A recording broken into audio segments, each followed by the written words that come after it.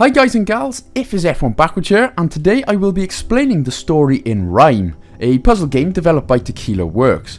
Now I know there's many that will get the premise of the story because once explained it is quite easy, but I also know that some will not, so here I am to explain it. It could also serve as kind of a review for those yet to buy it, but could be interested in the story, and to be fair the game is actually pretty decent. So, let's begin. Rime begins with a boy, known locally only as Boy, washed ashore on a mysterious island with a giant tower at its centre. Pretty easy so far, right? Every game's got a giant tower at its centre.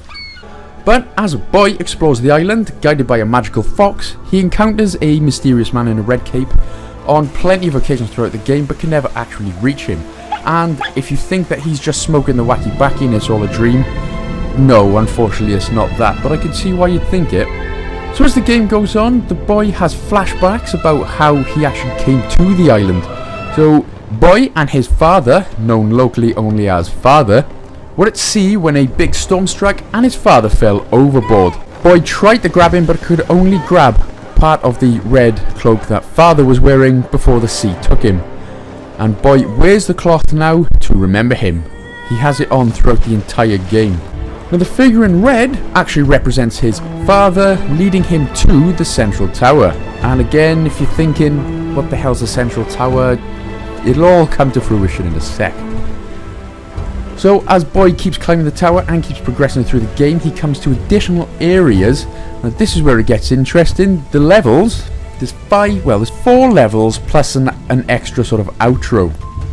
But they each individually represent the 5 stages of grief, which are denial, anger, bargaining, depression, and acceptance, which I found was very interesting actually. But eventually, Boy reaches the top of the tower and explores the area representing acceptance. So this magical fox that Boy has been following disperses before him. So that's it, no more fox. He's dead, he ain't coming back. Of course, Boy's gutted by that, but he returns to the central tower and finds that he is now inverted within it and climbs back through it, eventually reaching the top, which is the initial island. Now this is where it all gets a bit, well, it can hit you in the feels, I tell you that, because at this point, as the game you think is finished, and that's that, another flashback shows that the story has actually been from the father's perspective, and it was his own child that had been lost at sea. So you've been playing as Boy, but you've been playing as Dead Boy. I'm sorry, was that a bit much? But the island and tower have all been part of the father's own mind coming to grips with his loss. And basically, he was imagining his child coming back to him. Right at the end, the father goes into the boy's rooms, examines his various toys, which are the collectibles that you've actually collected through the game. And as he turns to leave, a vision, or ghost vision, of his child with red cloth appears on his bed. He hugs his son, and the ghost vision vanishes and leaves the red cloth in his hands.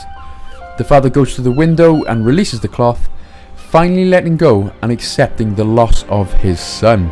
So of course once it's all explained, it's all pretty easy, but this is basically just for people who might have been a little confused, might not have got the whole premise. Maybe people were wondering what the hell a central tower was, why there's a magical fox everywhere, and by the way the fox didn't even help that much with the game.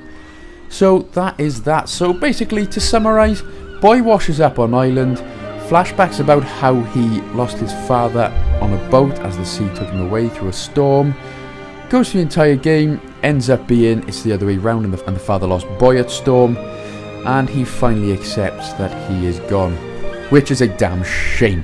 And like I said, it can hit you in the feels when you realise what's going on at the end there, but there you go, that's it, easy enough, story complete.